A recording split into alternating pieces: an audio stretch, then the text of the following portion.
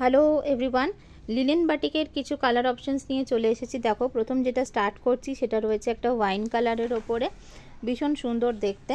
এটার পিঙ্ক এবং গ্রিন শেডও তোমরা পেয়ে যাচ্ছ।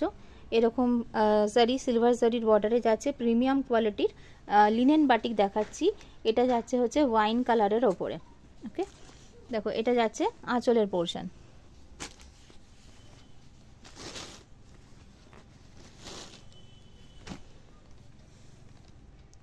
এটা যাচ্ছে হচ্ছে আঁচলের পোর্শন, খুব সুন্দর এবং ইউনিক একটা কালার। এটা যাচ্ছে ওয়াইন কালারের ওপরে।